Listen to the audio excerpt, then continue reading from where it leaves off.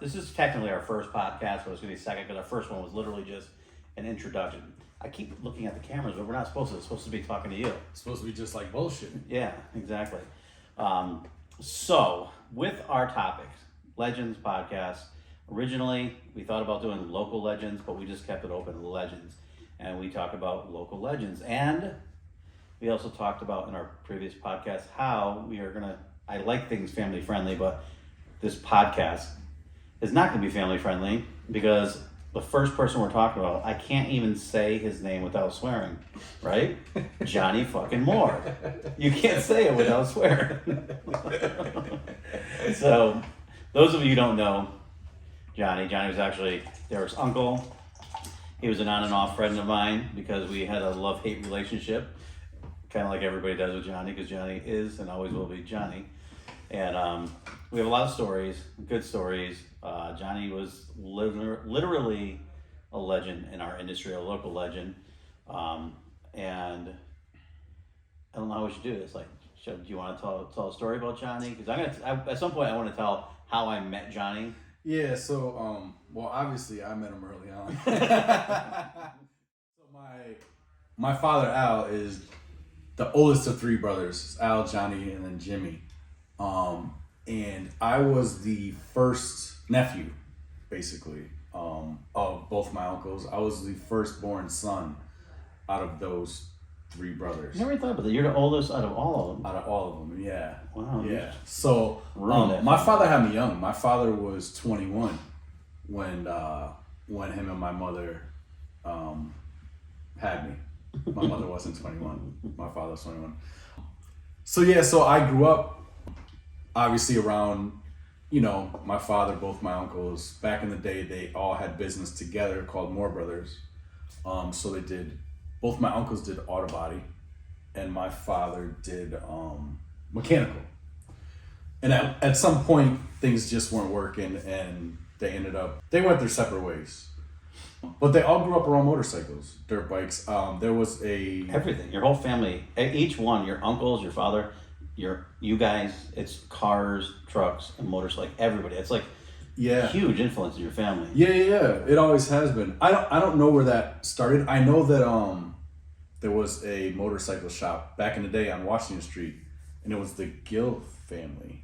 It's horrible because I don't know the name of the shop, but I think the gentleman's name was Al Gill, and he had a wife as well. I know that my uncles didn't grow up far from there. So I know that after school, and I believe in sometimes probably during school, they used to go there and just. Yeah, I remember your dad saying something about hanging out. Isn't that how we met Dwayne? Yes. Well, Dwayne, they met. They were all neighbors on Camp Street in Middletown, but it was Al and Sandy Gill, and they had a motorcycle shop. So I believe that's kind of what started them early on into motorcycles and stuff. You know what I mean? But yeah, so moving forward, they eventually split, but they always had. There was always bikes. There was always cars. The crazy part is the stories I used to hear before I was born when they were growing up on Camp Street. And, back then people had cars, but they were able to buy late 60s or early 70s muscle cars for dirt cheap, right? Yeah. They'd be like, we crashed a car on Monday or Friday night. Monday for $400, I bought a, SS Chevelle for, you know what I mean? And then they just rocked that. But my uncle came up, my uncle John, I would say he was like a hustler, you know what I mean? Wouldn't you? Always, like, constantly. Hustler, bro. Like 7 days, 24/7. Yeah, he was a hustler, and I'm not saying he tried to really avoid work, but if there was an easier path, right? Yeah. Like he would take it. You know what I mean? Like that's just. I thought it's funny though, because I tell you what, I don't think I ever saw him not covered in Bondo. No, he worked. He did, right? He worked all the time. He worked, but he always had a hustle. And the thing that I always admired about him was that he was never afraid to like take a chance. Always, yeah. Right? That's like one of the most inspirational things dealing with him is like to see him just relentlessly just keep forging ahead and just all the different ventures that he did and stuff. That was really cool to be around that. Yeah, I mean, he went from everything from like, obviously he had a motorcycle shop. He always built motorcycles, you know what I mean? I was just telling Eddie the other day, when I was 14 or 15, At that time, him and my other uncle, they were still, I don't know if they were still in business together, but they still hung out, and he had the place in Portland. And my uncle had a shovel head, and the bike was cool because he did the bike red. So it was like red frame. He was always kind of a little bit ahead of just the norm here, and I don't know how. I think it was just his taking a chance. Well, yeah, he's also like friends with Trot and stuff like that, so he got to see him building cool stuff. He was, but this is way before. Yeah, way you know what I before, mean? yeah. We're talking like we're talking late '80s, early '90s, I believe. Yeah, so we're talking early '90s. But he didn't know. Even then, he knew all like the New Haven guys, and there was did. and the Frank Gottis and all those guys that were doing stuff. Yeah, he did, and he had a shovel, but he painted the whole frame red. Like the lower legs were red. Like the bike just looked cool as shit. Like for me, I was a kid growing up. Yeah. So I was used to, my father was always more mechanical, right? So he didn't really care about looks. He just wanted shit to be fast, you know? Yeah. And my Uncle Jimmy, the same, like he built cool stuff, but him and my Uncle John's style were just different. I think my uncle was more into like what's right now. Yeah. You know? So long story short, he said, he'd be like, yo kid. He's like, yo kid, if you could start this bike, you can ride it. You know what I mean? So I got that bitch started too. And I rode it up 66. We have Route 66 in Portland. And I remember I went so far that they must have got nervous. I crashed. So I just remember my Uncle John, like, there was another bike available, whatever, ripping up and then seeing that I was all right. You know, I was doing a turnaround or whatever. So it was cool because he was the first one to ever, like, put me on a Harley, even though I know how to ride, like, dirt bikes and whatnot. Same with me. It's pretty funny. Right? Yeah. So pushing forward, he was a body man, you know what I mean? He had a body shop. It was called actually Chubbs because he liked to eat and stuff like that. And then Wait, it was originally called Chubbs? Chubbs was the actual body shop, yeah. And then, Oh, I never knew that. That's and so then when funny. he was on George Street. I believe when he moved to Johnson Street is when he started Fast City Cycles. So that's probably it has to be like around the time when I started knowing him. Well, I guess that's actually I knew him because he used to come to my lowrider store, and it's funny because Carl over at Napa used to tell stories where Johnny would walk in, he just put his arms out and knock everything off the shelves and leave, and he was just like driving crazy. But he always treated me well, even when I was a kid. I didn't really know him or anybody, you know.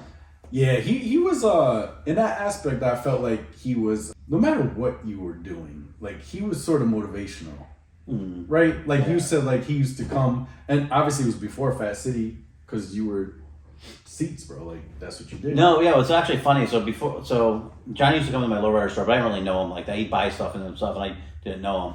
And it really wasn't until I rented the shop out behind Tommy Engel's old shop. And so Tommy kind of used to help me and mentor me. He was like a really good dude to me. But Tommy was Tommy. He knew how to make money, and he'd make money. And so one day he says, listen, I know you're doing this bike seat. This is for Johnny Moore. He goes, he pays you direct. I don't want any cut out of it. I want nothing. So I'm like, okay, cool. So Johnny shows up, and it's fucking Johnny. Like when he shows up to drop the bike off, the ramp falls out. We have to grab this fucking bike and put it on the ground. That's my first time really meeting him that way. And so he's like, I do the seat for him. He comes to pick it up, and he's like, what do I owe you, kid? And I'm like, whatever, whatever you think, And so he pulls out like, I think it was like $600 or $800 or something like that, and hands it to me. And he looks and he sees the look on my face, and he's like, kid, what's he charge you, or what do you pay? He started paying you for seats. I go, $60. He goes, are you kidding me? He goes, I was just gonna fuck you. He goes, it's supposed to be 800 or 1,000. I was gonna give you like 600, so I thought it's fucking you. He goes, Tommy's been selling your seats for 800 or 1,000 bucks this whole time. And I was like, are you kidding me? So everything changed after that, and that's kind of how it started. And then Johnny, man, he just kept bringing me so much work. And then I remember I went and did a show. This is like the first time I really rode a real bike. Same thing with you, dirt bikes and that and all that stuff, quads and go-karts. But anyways, we're up at the show, and fucking Johnny was a legend. They're like, show's closing. They're like, you can't leave your booth until everybody's ready. Fucking Johnny fires up the bike, whapa, down the hall. The thing like almost goes sideways on the cement floor because they're so slick. Like he almost laid it down, somehow pulled it back up and goes outside. And he's packing up. So then Tommy tells me, he's like, kid, grab this bike and push it out with me. So I'm like, oh shit, these are $100,000 motorcycles. Yeah, they were building.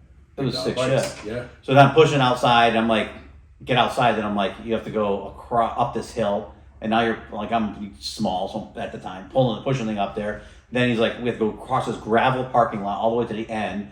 And so I'm like, finally, my heart's racing. I get the bike, nothing fell over. I'm like, holy shit, because that was like when he was doing the jungle bikes and the all those crazy bikes that he was doing, and so the pirate bike. So then I'm like, finally calm down. I'm like, okay, good. And then Johnny comes over and says, like, hey kid, I need you to ride this bike back with me. So I'm like, oh shit, like I've never ridden a real bike. But it's crazy, right? Because, not to interrupt you,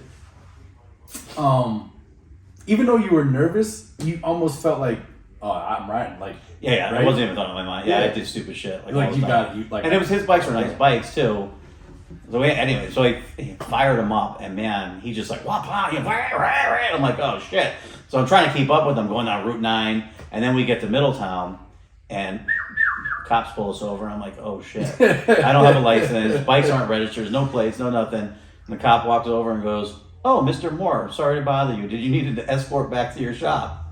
And I go, this guy's the deal. That was fun. Like, that doesn't happen, And then ever since then, we were really good for a long time. Yeah, and we're from Middletown. So yeah, back then, like in the 80s and 90s, I feel like he ran with like a certain family, I should say. I don't know. So like they had heavy pull in town, and like everyone knows each other.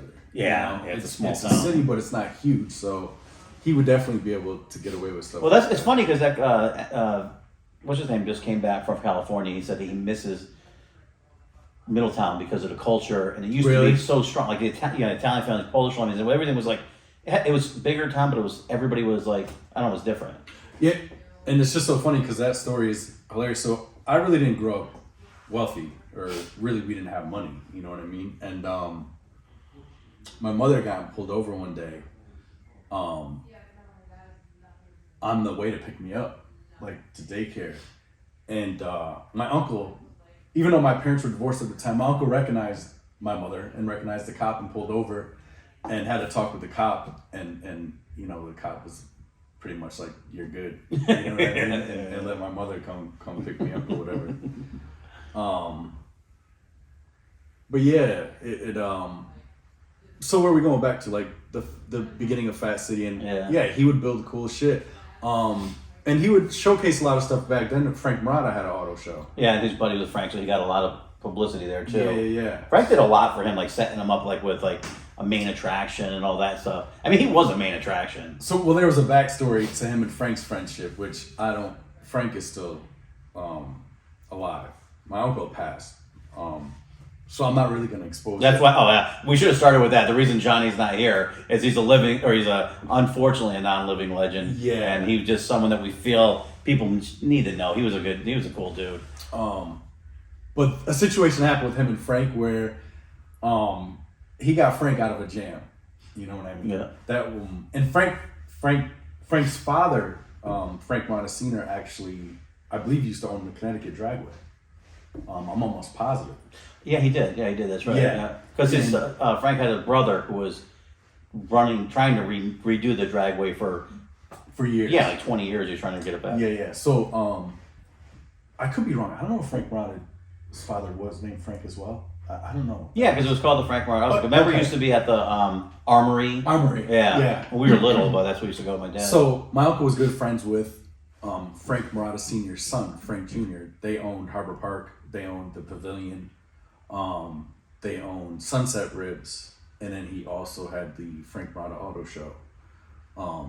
And something happened when my uncle got Frank out of the jam. So I know for years my uncle would tell the story, like if my uncle ever needs something, he'd call Frank and be like, Frank, remember? You know what I'm saying?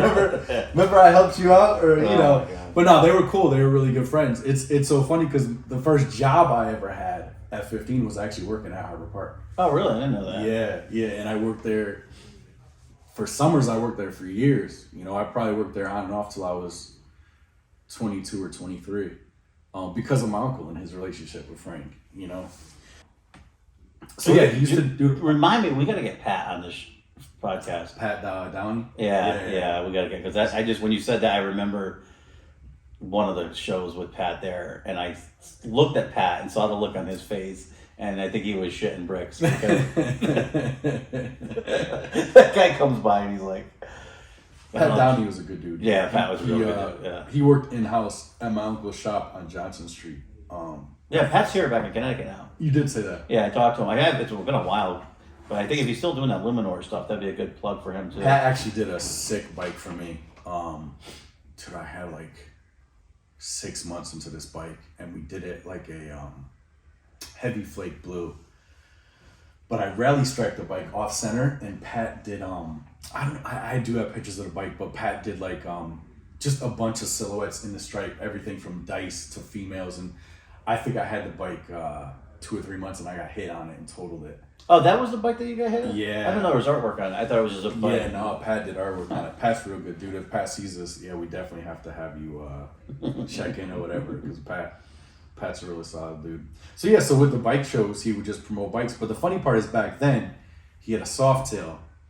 And my uncle was like a hustler, like you said, right? So we both know my uncle would take this bike, and 2 to 3 months before the show, every year, he would tear the bike down, reshoot. Yeah, same bike, yeah. Right?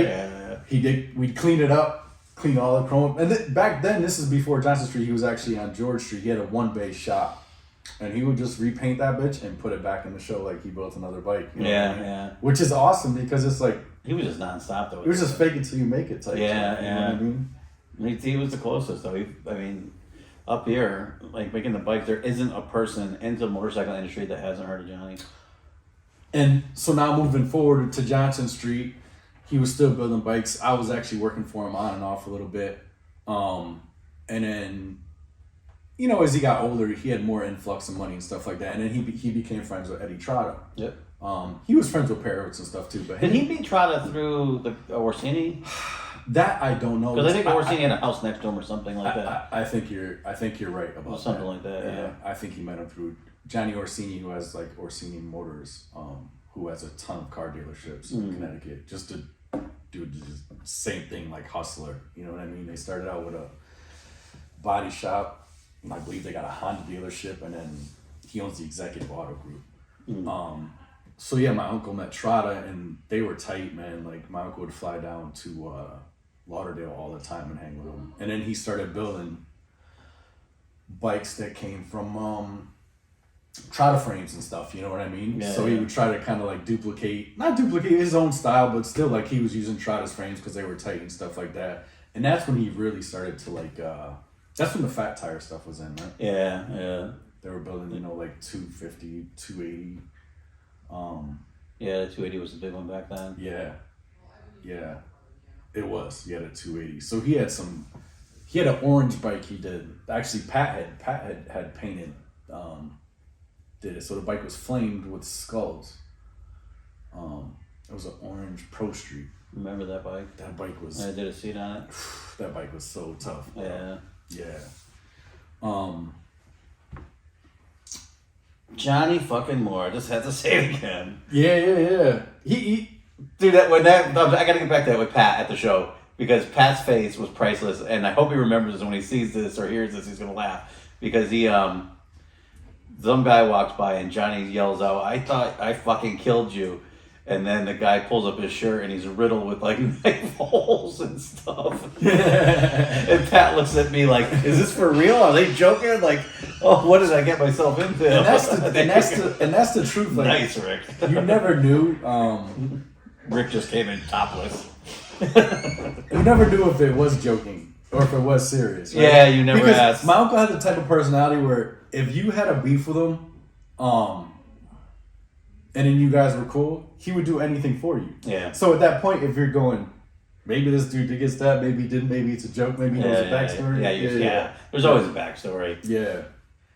But yeah, so Fat City went on for a long time, and he built some bikes for people and stuff like that. He was also in the boats, and then he not to move forward too fast, but I just remembered. Oh my god, this is hilarious. I didn't mean to interrupt you. No. It just popped in my head. I had to go deliver seats. I'm like crying, laughing so hard. But I had to go deliver seats to him, and I pull in behind the clock towers when he had his little showroom on the extension there. His buddy's bottom of building. Washington Street, Yeah. yep. So I'm like, the traffic's backed up. Nobody's moving. I'm like, what the heck? So I go to grab the seats and I'm going to run across the street. And he has all naked women on motorcycles in the window doing like a photo shoot. And then one of the guys with the top hat, you know, those guys you sang out there. Ron. Yeah. Yep. He was extremely excited that there was naked women there, to say the least. But it was like, I'm like, I walk over and as soon as you think, Johnny fucking Moore, like nobody does that. Like nobody. You know, and then I made those, I used to make these, which Pat will remember, because he painted them, I think. I used to make the fiberglass Maltese cross clocks like out in the shop and all that. So we make them, we custom paint a motorcycle, then we match the paint on the clock, and we give it to the customer, and they hang it in their garage. Johnny just sees a totally different fucking opportunity. He takes the clock, big old clock as big as a table, puts it as a table with the stripper pole through it, and then he goes on the Hartford Advocate, and says, strippers wanted free auditions. So then every lunch, whenever they felt like it, they'd have girls entertaining them while they're eating lunch with no intention of hiring anybody. It's like, oh my lord. The thing that I thought was cool, man, and you know, like I was saying, he was never afraid to take opportunity. So when he used to do shows, I remember he had these pictures taken of like, he'd be in front of one of his bikes and he'd have a girl with the bike, but he had them blown up, bro. So they were probably like 10 or 12 by 8. And he would set that up as like his backdrop. Yeah. Like even though he was local, like we're in Connecticut, Middlesex County, like and it was smart, man. Like he pushed it like, dude, I'm national.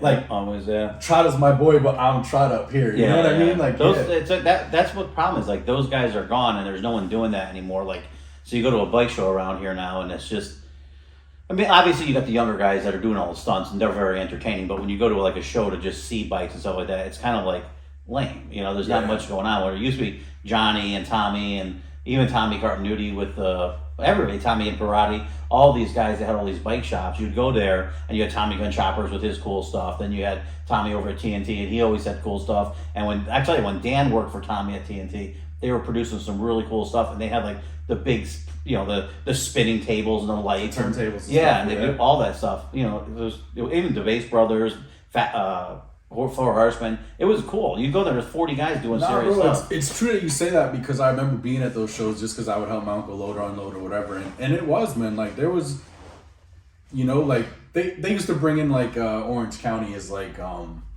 you know, he's there to sign autographs and shit.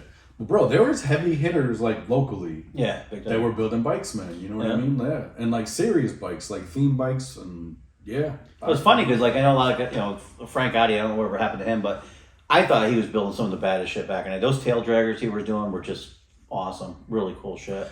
Adi built a again, this was like the Pro Street era. Yeah, I feel it was, right? Yeah. And Adi, back then, like you'd see a chrome frame in Orange County, but Adi was doing chrome frames. Yeah. A lot of these guys were quite a bit before Orange County because I remember like. But I mean, that's when like. The transition was. Visually, you could see it on TV. Yeah. Like anybody can see like, oh, because I feel like a lot of that fan base weren't necessarily like even bike owners, right? The show was so big. Yeah, it was huge. Yeah, it was just people wearing their apparel. Yeah. But like when you were local and you were going to the shows and you're seeing, you're like, oh, people are doing this. Like, it's not just on TV. Yeah, it's real. Yeah. It was but it wasn't for all those people doing. That's why I always say that. People now, there needs to be like people in our generation that go in there and have that same excitement and appeal because, you know, that's what got me into it, got excited about it. You know, if you went to like, honestly, God, if you brought a kid to one of the bike shows, like the one we used to do in Springfield up there, I mean, it's like, I say, it's like, I get it. Like how many people want to listen to Journey anymore? You know, it's like they're playing like this music from like the 70s. They play Journey here all day long. I'm sorry, guys. Sorry, Rick and Grace, they love that stuff. Like, and it's like how many, like, I get it, but it's turning into like memory lane for 90-year-old people, and the younger guys don't want to do it. They want to be in New Haven doing crazy shit. And it's so cool, man, because I remember being around Fleetwood was he passed away too, rest in peace. But Fleetwood, when I was young, like he's another fucking legend, right? Like when I was young, time. and we would ride like all the time. I don't ride as much anymore. But he would always go like, he was influential, bro, right? Like, and him and my uncle were really tight, bro, right? And he'd be like, bro, you guys are the future. Like, and we'd be like, yeah. But it's the same thing. Man. And I could sympathize now with it because I go, you think this is gonna die, but then you got like the kids from New Haven, the East Coastin dudes, right? Yeah. And like they blow up the stunt stuff on Harleys where they're huge now. It's different because like back then there was like one thing. You were in the choppers, then it went to the pro streets, and they had the stupid beach cruiser crap. You know, they did those things, but now there's like a huge cafe racer scene. There's a huge vintage bike scene. It's diversified, I think. Bro, early 30s, I wanted a bagger. I wanted a road glide, and I was talking to this girl at the time because I had a pro street. Early 30s? In my early 30s. I'm sorry. You weren't alive in 1930. I remember having Pro Street, and I was like, you know, we're talking like, I really want a bagger. So early 30s for me is 15 years ago, right? And she was like, that's an old man's bike. Yeah. Right? And she was right. Yeah. Like, at that point it was. But now, kids are on Dynas and baggers, bro. Yeah. We joke around, there's a context too, because we used to joke around that was saying, there was a saying, bags are for, and all that type of stuff. And then you're like going, oh, these baggers are kind of cool. But remember, they used to only be for like old guys, and you're like, oh shit, we're the old guys. We're the old guys. We are. Although I tell you what, those stunting kids are killing it because they're doing stuff on baggers that you're like, holy. And now they do the bagger races. Yeah, the bagger races are pretty cool too. You know what? I get what like Fleet used to say, like we're the future, because I think you always think like this is gonna die out, right? Even the muscle car thing. But then you have like kids that come up under their fathers and like they just keep pushing it, right? They carry it and it keeps going. It sucks that so many people couldn't experience like some of those guys, like Fleetwood. He was just like, I tell you, it's so funny because Fleet, I never knew his, that he was in the club and all that type of stuff. He was just the best dude. And when I was a kid, I ended up renting the building behind him, and he would come over there and be like, kid, come over, use my lift. You don't work on the floor like this. Come over, use my tools, help me. And he was just a great, you couldn't have made a better person. And then we were fairly tight for a long time when we were there and stuff like that. And then it was not really funny because it was just weird that, remember, he crashed a bike on front of Leano's. And that was the same time I had to take a little trip and leave this area to go to the boonies to hide. And by doing that, I kind of lost touch with him, and I thought he died. Like, I was just like, it's like, oh my God, I can't believe he passed away. And then I saw him at a bike show 6 years later, and actually, I think it was when Pat was there. And I was just like didn't know, how the hell are you alive? Yeah. And then it was like back on, and he was like here all the time, bringing his son by for dirt bike stuff, and just a good dude. Just a really good dude. Yeah, Fleet was so solid, man.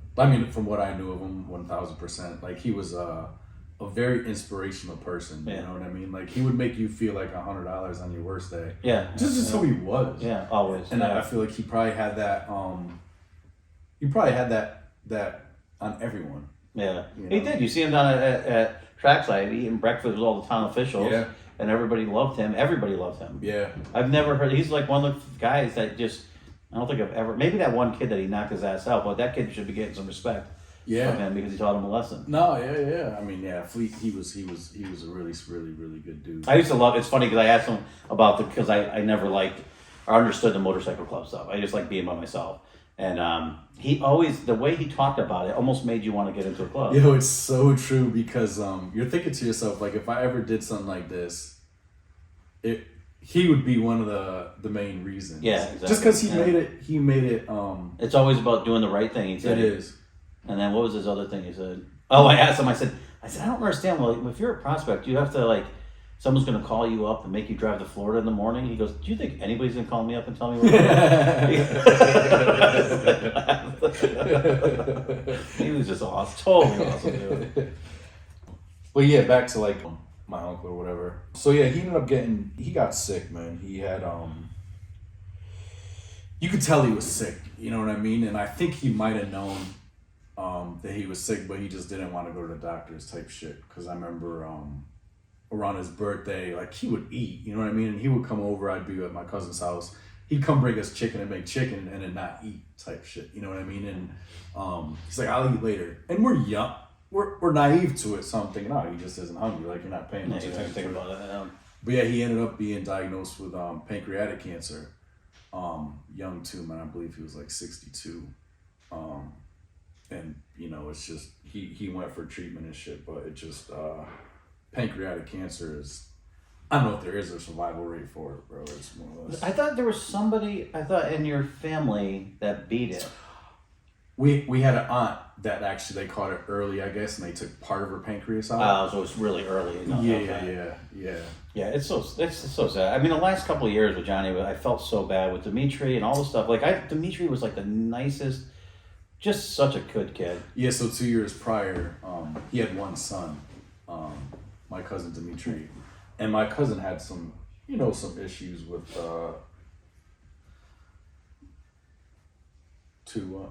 I thought he has another son. Oh, he does have another son. That's horrible. So he had a son really late in life. Yeah. I apologize whoever if they hear this or whatever. So he does. He has two sons and he had a daughter. But like, my uncle was a player, right? Like a gigolo. You know what I'm saying? Like, my uncle would have been a multi-millionaire, and it's so funny because his friends always said this. They said if he chased money like he chased chicks, yeah, you know what I mean? Like he would have been a multi-millionaire. But he did. He had a son late in life. I don't know. He had to be in his 50s, early 50s. Yeah, he's only like 5 years old now, right? I think he's 7. 7, wow. Yep. His youngest son is 7. But his oldest son, his second child, because he has a daughter as well. My cousin Dimitri ended up taking his own life, probably 2 years prior to my uncle getting diagnosed. And I think people that know Dimitri, like, Dimitri was just outgoing, man. Everywhere you go, he just treated everybody. He was always happy. It was such a shock that I hate when you hear that people are going through so many battles. And when you saw him, you would never even know it. You wouldn't. Like, he was like the kid that, it's almost kind of like the story you hear about people that ended up taking their own lives. Like, on the outside, you would never know he was battling demons. He was battling, know what I mean? Like, always smiling, always joking. But a lot of times, I feel like sometimes for those people, that's their cover up. Yeah. But yeah, so my when my cousin passed, I think my uncle, it changed him, you know what I mean? Oh yeah, how could it not? Yeah, it would change anyone. But it also gave him more of a, my uncle's like a no bullshit, no frills type dude. Like, if you're gonna meet him, you're gonna meet him with force, right? Man. Like, it's just how he was. And then when this happened, it brought him type of more humanity and compassion, I feel like. But yeah, it's a crazy story because then, 2 years later, he get diagnosed with cancer, and I think it was literally 8 or 9 months, man.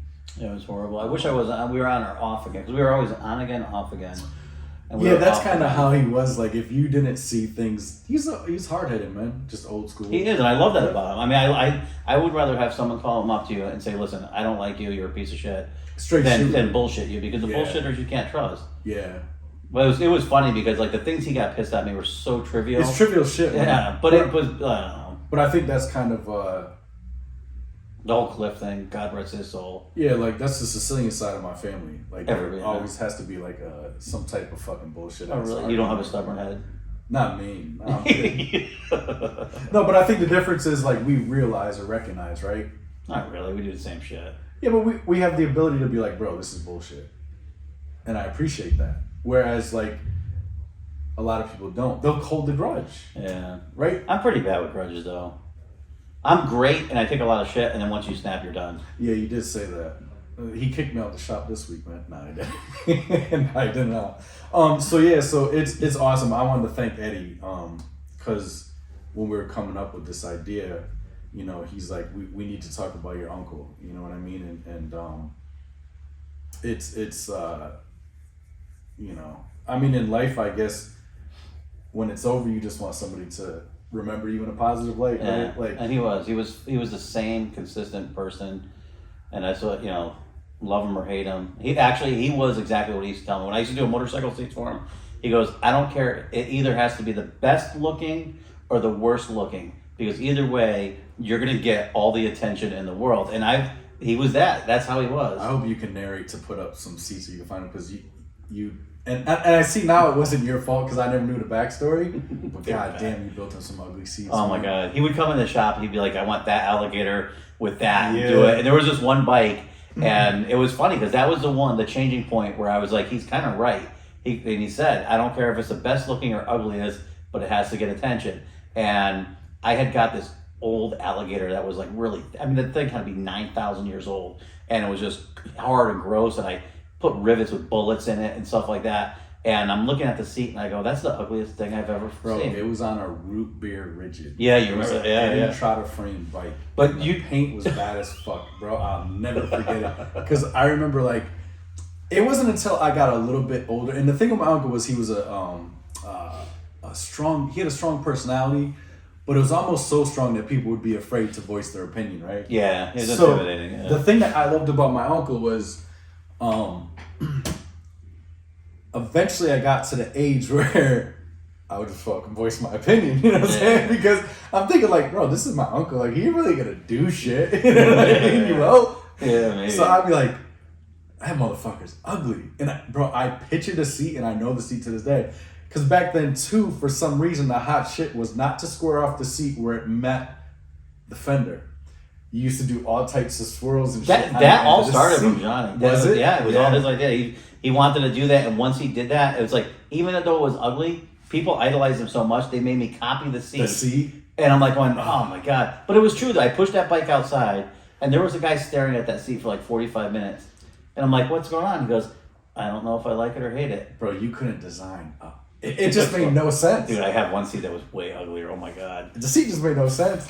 I got it. Well, we did a seat. Remember Dwayne? At the time, he was dating the girl from, I don't know if I haven't seen them in 20 years, but he was with the girl who had the magazine, the Northeast Rider. Yeah. It was with Mary's friend. Yes. And then, yeah. they owned a recycling place in Wallingford, the junkyard in Wallingford or whatever. Yes. But the dismantlers. Yeah. Yeah, I know exactly what you're talking about. He had a seat. He was a good dude, man. He was funny, but he wanted to design his own seat. And I said, okay. So he he had like a little Paco tank or something, a little bike, a little chopper, and he wants this big seat that goes over the back, and the seat like went down the sides like it was like this fender strut, and he wanted it in blue crushed velvet, then he wanted blue metal flames, and he wanted to draw them out, so he wanted these spaghetti flames. So we did the whole seat, and he was like all stoked about it, and I'm like, oh my God. Like, I went home and got drunk, and I called him up. I'm like, bro, I said, bring that seat back. I'll give you a new seat. I can't have my name on it. And he's like, he goes, dude, it's exactly what you said. He goes, you'll like it. He goes, but then, you start off and your buddies are breaking your stones. They're like, what the hell? He goes, at first I'm defending you. He goes, I don't want to be the guy. So he goes, I start blaming you. It's always the case. Oh my God. I almost vaguely remember that bike because he used to always come to my father's shop to have work done. It was like blue. Yeah. He was. I remember him though. He was a good dude, man. Yeah, he was funny. Yeah. He actually lives in town now. Oh, does he? Yeah. Really? Well, Durham, but yeah. Yeah. Well, someone told me he lives in Durham, but. But just a quick story. So my uncle used to run with like a crew like in Middletown. He was so many different people, right? Like. He used to run with like the Italians. He used to run with like some bike clubs. Not saying he was in any of them, but like he was kind of a chameleonaire like that, right? Like, and then he'd be like,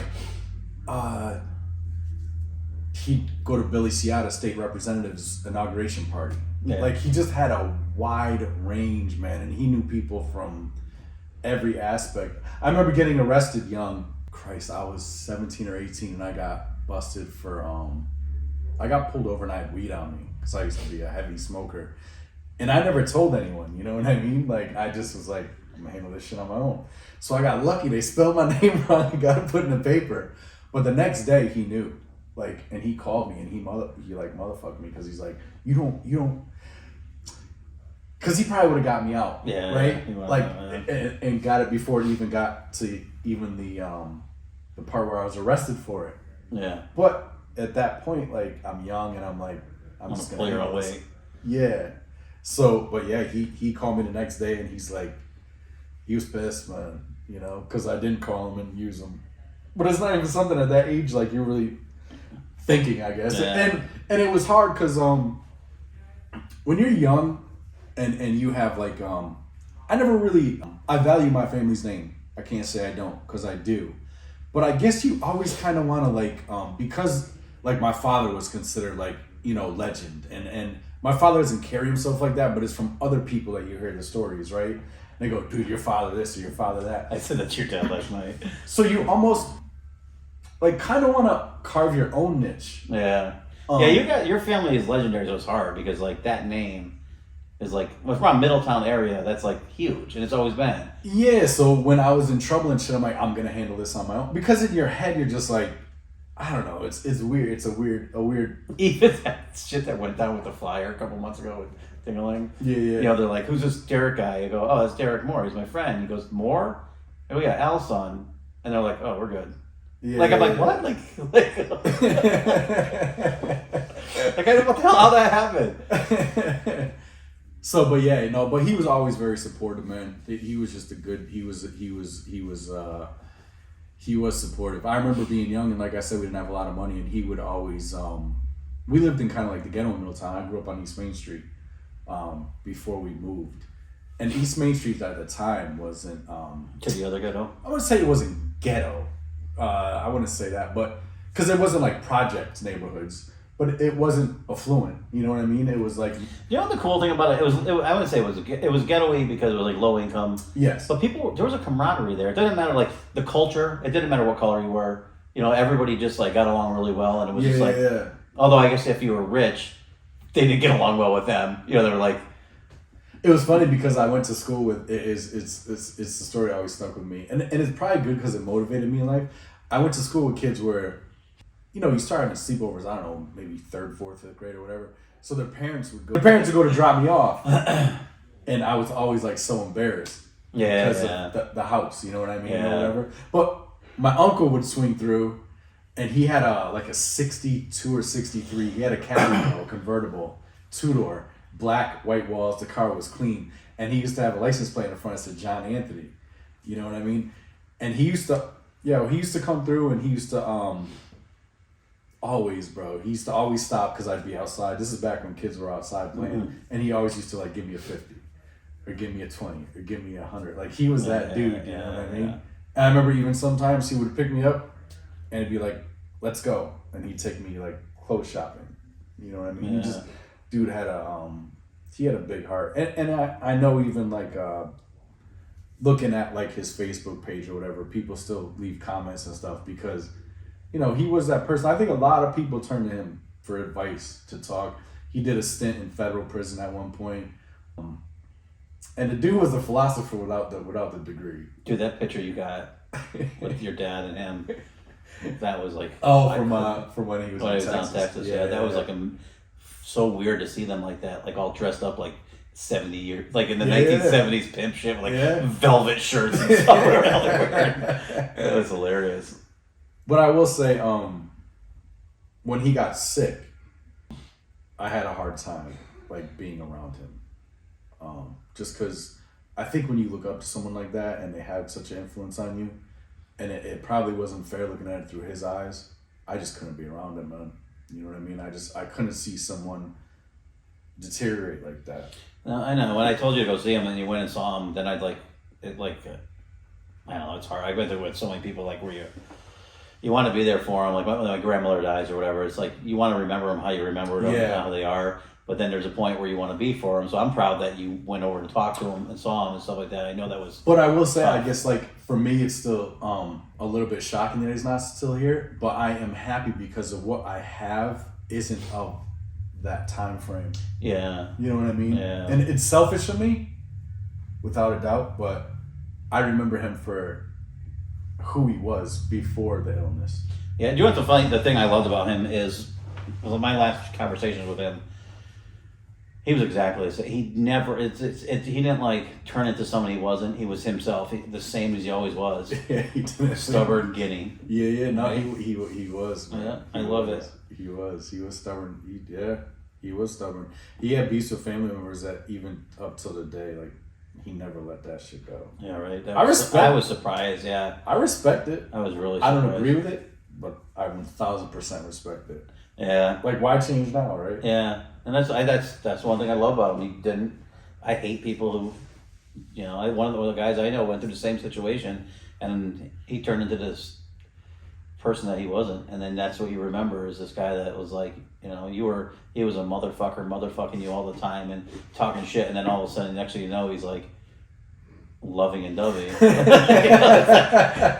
Not Johnny. He's good. It's interesting though in that situation. Like, what would you become? Yeah, you don't know, right? Yeah. Like, because you almost want to make amends. I feel like. It's such a weird thing because when I was in the hospital, I thought I was done. One, you're tranquil. Part of you doesn't want anybody around you to see you. The other part is, I don't know. It's just I think how your mind works. You're like, this motherfucker didn't come by and see me. But then you're like, oh, I don't want anybody to see me like that. Yeah. Then you're like, no matter what, it's a lonely, horrible, shitty feeling. Yeah, I can't imagine. I don't know. It's just hard to see that there's all these guys that we grew up with. There's just not. I can't see there ever being. Like, one, if someone came out and started talking like Johnny right now, you'd be like, they're fake, because he had that talk, that flavor, and anybody else that does it now, you think that they're fake. Yeah, I don't even run into people that really. Well, there's no one in Rock Fall. Don't really leave out much, do we? No, but with that type of personality, like big personality, and I guess maybe that's why we are kind of like doing this. Yeah. And like you said, like, I want to talk about your uncle because it is, man. It's like you're almost like a one-on-one type. Yeah. Mold. He had this way of like when you're around him, your life didn't matter. It was his life. Like he engulfed it. Like his situation is everybody's situation. Well, he was like the life too. So. Oh my God! I have this one story which I don't know how to say this without. It's fucking funny. I'm trying to think of how I could say this, but I remember. Because you know who it is. I remember the funny part of being young and being around that shit is like it's sort of like movies and you don't realize it. But I remember like I hung out with him a lot, man. You know what I mean? Even when like at one time like he really didn't talk to any of his brothers, but I would still like be around my uncle, man. I don't know, there was something about that dude that like I love dearly, you know what I mean? And we he had a 41-foot Corsa. It was an offshore boat. Bro, it was huge. You used to have to tow it with a tractor, and I remember one day he's like, he called me Breeze, like that was my nickname, and he's like, Breeze, we gotta go get the boat. I don't know where he got this tractor from, bro, but we're in this cab over. I mean, this thing was probably hauling milk. It was the first diesel cab over ever built. So we have this 41-foot Corsa, and like you said, like my uncle didn't give a fuck about license plates, bro. He didn't care about registration. He went off of who he knew if he got pulled over. Yeah, you know what I'm saying? Yeah. Throw a name. Like he didn't give a fuck. Yeah. I'm not quite sure. I think we actually picked the boat up from Harbor Park. He used to park this bitch on the lawn in front of Harbor Park. And it had huge lettering on it, bro. One side it said Harbor Park, and the other side it said Moore Brothers.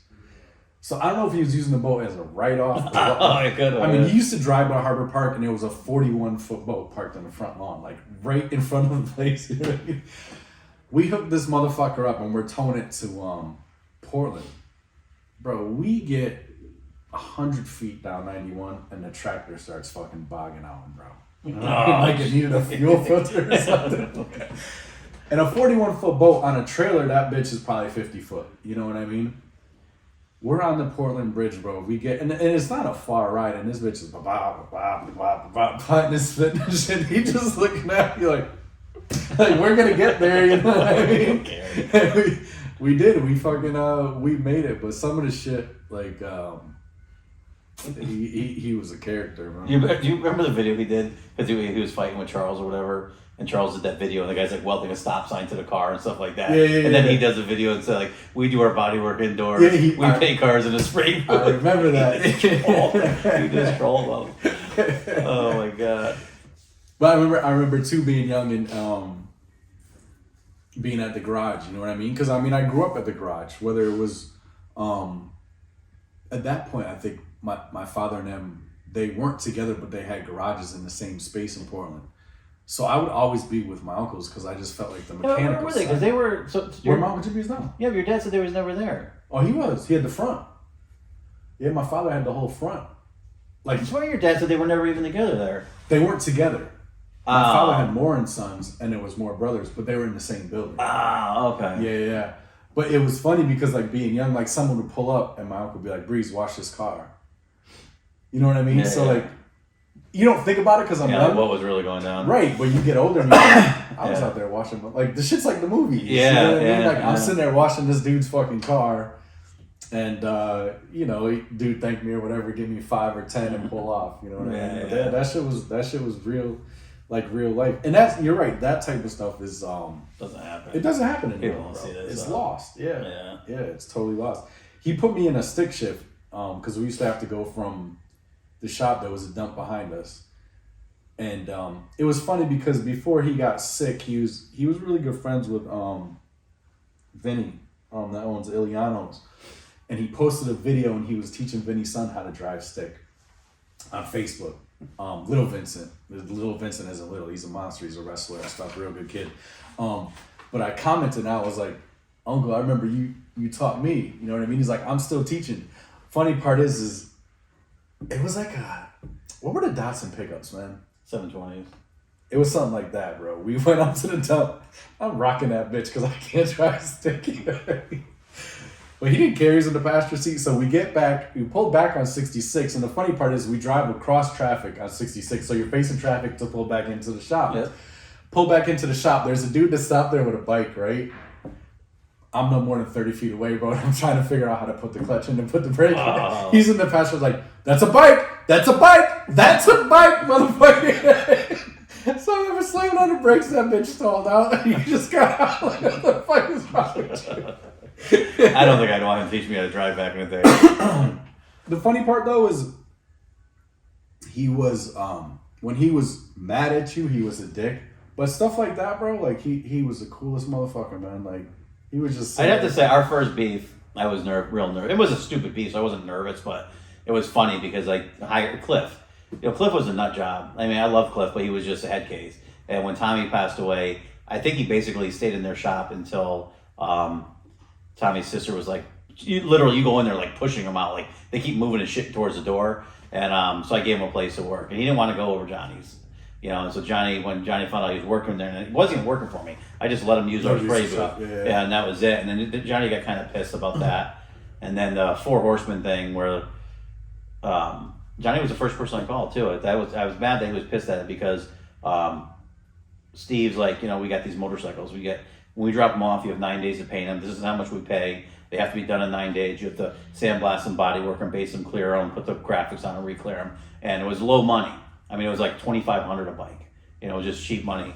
And so first person I called was Johnny. I said, Johnny, if you want this, I said, I'm trying to hook. He gives us a lot of seats. I'll give it. You take it, but just do what you say because you do what you say. He'll give you as much work as you want. He's like, I'm not going to work for that. And so he didn't. And then the whole economy crashed. And everybody I asked to do the work for Four Horsemen either didn't do it or screwed him over or did something. So it worked out for us that I said, screw it, we'll just do it. You do it yourself. And so we were doing it, and then all of a sudden the economy crashes. Johnny comes in, everybody's struggling for work, and we have all this work. And so he got pissed at me with that, and I go, Johnny, you can take them right now. I don't want to do them. I'm trying to help out one of our dealers. So it's kind of weird that we had those two stupid beefs. But when I saw him at the car show, that's when I was nervous the first time. Because he was talking shit, like he was pissed. And then there's just there's actually the show tomorrow. That's where it was. Yeah. So I literally, I went to take a piss and I come out of the thing and there's like a long line. And so I go to step through the line to walk through to kind of cut, just to step through. And I'm like this, right? And he's like, hey kid, I heard you're going broke. And I'm like, I was broke when I was born and I'm going to die broke. And then he laughed and that was it. So kind of calmed down. Well, he was big on like, it was stupid, but it wasn't stupid. I'm saying your issue that he had with you was stupid because no matter what, bro, you try to make a living, right? Yeah. But in his head, it was always like a loyalty thing. Yeah, and that's honestly, the loyal thing is what I respect, and the fact that I gave it to him like first person I called. Yeah. That's the thing that kind of just upset me because then I'm like, whatever. But yeah, it's still Johnny's Johnny. I love him for that. He just never because he kind of put on another airbrush dude. This was way back before Pat. And the kid was doing airbrushing in house. Oh, that's right. We didn't even. I just started talking about Cliff like people know, but so yeah, Cliff was an airbrush guy. He used to work for another shop. What was Tommy's shop? Route 66. Right, I believe so. Yeah. Highway Service. I can't believe I said a brain fart. It was Tommy Ingles, Highway Service, great guy. But Cliff worked for him, and Cliff had like, I don't know if it had to be like Asperger's because he couldn't have social interactions or anything, and Tommy had that's what I have, man. yeah, you have Asperger's. But so Tommy had a way with Cliff to keep him in. No, before Cliff. Why can't I think of the kid's name? I don't even want to expose him. The kid's nasty. Oh yes. Oh yeah. Let's ask with Johnny. Yeah. So Johnny pretty much. I think he started Jamie, right? Because I don't think Jamie did anything before that. I mean, from what I understand, because Jamie was a kid. You know what I mean? And Jamie was airbrushing out of the shop. And then Jamie just ventured to do his own thing, which I don't blame the kid. Yeah, and it's the same thing. So like Jamie was there, and Jamie's a phenomenal airbrush artist. So from what I gather from Jamie just wanted to airbrush, and Johnny I think wanted him to do his downtime, right? Yeah, do everything, do body work and mud work and this and that. And Jamie's an artist, so I don't know, Jamie, if he watches it or listens to it, correct me if I'm wrong, but I thought you just wanted to do airbrushing. But he held that grudge forever. And it's funny you say that because I remember like we'd set up a show because they used to have the Motorcycle Expo, I believe it was called. So Frank Murata's and then the Easy Rider show used to come around here too. So there was like 3 or 4 shows a year. And I remember like I used to go help set up shows and chill at the shows, and I never had an issue with Jamie, right? So me and Jamie are like on the edge of my uncle's display and we're talking, and I'm fine with Jamie, you know what I mean? Yeah, and my uncle stepped up and like I seen like Jamie was just like, I want the fuck out. You know what I mean? Like it's a tough place to be in with. I mean, it is because as an entrepreneur, you want to grow your own thing. And he did. I mean, Jamie moved on to great. Yeah. You know what he actually moved. He's in Florida now. He's not in Connecticut. He did say that. Yeah, he did say that. I haven't talked to him in years, but my uncle views that as at that point of like deceit, right? Yeah. Like you should have stayed with me, and you can't blame him because Jamie was so nasty that you're thinking like, all right, I have everything in house that I need. Yeah. You know what I mean? But Jamie did. Jamie had a bigger picture and wanted to do his own thing. But that's what it comes down to, bro. He ended up thinking like it's a loyalty issue. Or it's not. Yeah, it's like you're just trying to. You're in business, just trying to make a dollar. You know what I mean? Like, well, that's it. There's like an Indian philosophy about how you're supposed to or help everybody around you to be better and move better, and never like hold judgment on them for that because you want you want the best. Yeah, and that's I think the way it should be, but. Yeah. I'm not like that. I'm very vindictive. I think I'm right there with your. You have a great heart, man. You do. You aren't about like holding anyone back. But it not to say like the Italian side because that's probably, but it is. It's like I think it's a lot of people though, man. Mm. It's hard. It's hard. It's hard because what you're saying is it's like a double-edged sword because like with the Italian thing, it was literally loyalty. It's a loyalty and respect. And I think the biggest problem like with La Costa Nostra. No, that's what yeah. But now you look at the kids don't have that loyalty. They don't have that. Even in some of the clubs you see, they're backstabbing. You're supposed to be a brother, and these guys are like, no, there's no loyalty or no camaraderie. It's very hard in general, man. It is. Loyalty is tough. It's tough. And then everybody else says be loyal to no one. It's a catch. Everything's it is, man. It is. So one last story I just remembered. My uncle used to like wholesale cars, sideline type stuff. But he used to always be driving different shit. He used to actually, I remember right. He used to like go get something, and then paint it, and then like off it. So he had dude, I had to be like 12, 13. They had a building on Newfield Street. I don't know if it was a Riviera or what, but he used to like give me shit to do and then bounce, you know what I mean? And then he'd come back. I was a kid, man, so I don't know how that happened, but I'm washing his car, end up having the trunk open, end up filling the whole fucking trunk full of water, man. And he came back luckily, like my father and uncle, my other uncle were there and stuff, and they thought it was hilarious. You know what I mean? But bro, that car stunk so fucking bad. I don't know what was ever in that trunk, man. But yeah, but nah, he was a good dude, man. He was definitely one of a kind. I wanted to tell that other story. I just can't. I can't because there's a lot I want to talk about, but like there's people. There's still a lot of people alive that if they see this. Yeah, that's serious. Bro. Yeah. Like he had told me about a couple trips he had made and stuff, and it was maybe one day when we're monetized and really like getting money. Oh, you are. Yeah, I mean, like, yeah, I said really getting money. But, yeah. Although you know what the funny one was, and I'll call this dude out because I don't like him. He went down to Florida with Trotta. I guess everybody. He told me a story about how all these bike builders are together and these people that know each other. And Ted comes up to him and is like, tells everybody, "Oh, whatever you want, it's on me." And then all of a sudden, 20 minutes before the bill comes, Ted ducks out. No shit. And stuffed him with a bill. No shit. Yeah. Like, oh man. Like, what a tool. That guy is such a BSer. And Johnny used to call him out all the time and tell me that was funny. You know what sucks though? We've talked about it numerous times. Like, my uncle, when he passed, he probably, I don't even know, my cousin Michael Murata, and I wanted to say what's up to him because he's a great kid. Like, he was by my uncle's side, like, through all of it, man. And when they, like, pretty much unloaded the shop, he was the one that handled everything, you know what I mean? And we always kept in tight contact, you know what I mean? I didn't intervene too much. I was just always there. I said, bro, if you need anything, let me know. But it's crazy because we talked about, like, if the people around you when you pass aren't into your same interests, like, your shit just gets liquidated. Yeah. You know what I mean? I think it's life. So he probably ended up with, like, I want to say he probably had like 8 to 10 bikes. And I used to always break his balls when I went to the shop because the bikes, he had a body shop, right? So he had a showroom, but the bikes would be covered in dust just because you're doing body work on the other side. I'm like, dude, liquidate some of this shit. Yeah, I told him a million times. Right? Like, yo, don't worry about what I got going, Breeze. Like, yeah. You know what I mean? Like, just, when you're young with nothing and then you're older and you have stuff, you hang on to it. He did, man. Yeah, he had all types of are some of those bikes still up at the museum there? From what I know, the only thing that's left at the museum is my cousin's FXR. My cousin Dimitri has an FXR up at what's the guy's name? New England's like New England in Vernon? New England, yeah, Rockville, New England Motorcycle Museum or something. Yeah. But I think that's it. He actually had offered me a bike when he was sick, but I was so fucking selfish. Or it wasn't selfish. I was just like, I don't know, man. I just felt weird about it, and to this day, like, I regret it. You know what I mean? I should have took. It was actually an FXR. It's funny because I'm like in the process of redoing an FXR now, but it was an FXR he had, and I should have known he was sick, man, because we would talk almost every Friday. Whether I stopped there or he'd call me, it just became a thing. This was before his diagnosis, and he would say to me like, "This shit gonna make me cry." He'd be like, "Breeze, I want you to have the Model T."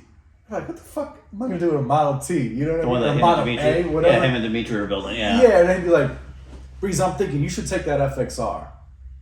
And he goes, like he knew something was up. He did, man. You know what I mean? But I'm so naive to it, where I'm going to him like, Uncle, what are you talking about? You're like, you ain't going nowhere. You know what I mean? And I'm just like not thinking like, damn, is he really sick? And he was so like upbeat that he would just play the shit off. You know what I mean? Because I'd be like, bro, you're gonna be here for another 20 years. Like, what do you mean I should take? There was a weird. I see what you're saying. I mean, yours is different. There was something weird because when I was over there with the Model A and the Nova, like, you know, he was asking questions. I was trying to help him out and stuff. There was it's a weird vibe. It was a weird vibe. Yeah, so I think he must have like not really been eating, man. Like, he loved to eat. So I think when he stopped that, or not stopped it, but maybe he knew like, dude, I'm not hungry, or I'm getting like a certain pain or something like that. You know what I mean? So he might have I can't believe that clown really tried to like rob him. That was working for him or whatever. But yeah, I don't know that whole. I mean, yeah, I don't know the back. I've never ran into that kid, so I don't know the back. I don't know the back end. You know what I mean? I mean, I heard like he tried to write his own checks out of the books and shit like that, which he was talked to about it, or, you know, like circumstances of it. But I don't know I don't know if he was just straight robbing. I don't know if It happens so much. Yeah, I've never seen that kid again since.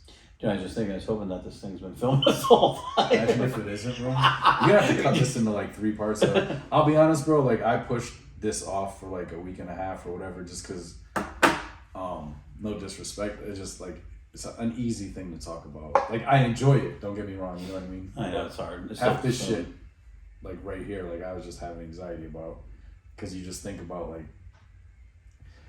like you're next up, right? Like not you're next up, but like it's the cycle of life. So like once you start losing like your uncles or your parents, like you realize like damn man, like who's after that, right? Like if it goes right, it's you.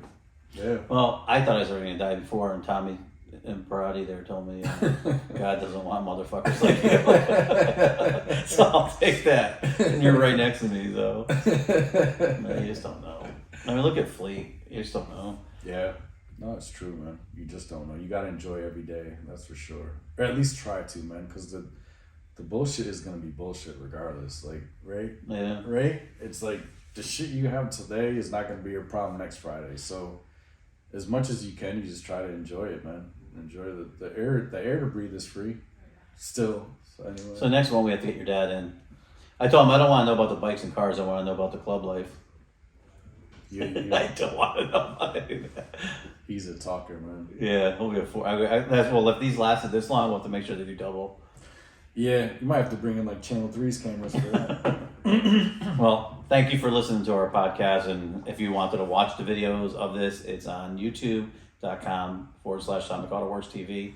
And bro, thank you. I appreciate you, man. I appreciate you. You know, I know this was tough, and I didn't want to force it on you, but I did anyway. Yeah, but it's I hope you guys tune in because we're gonna have some good guests, man. Like locally. Yeah, Monday we do. Oh, we do. Yeah. Yep. Right on.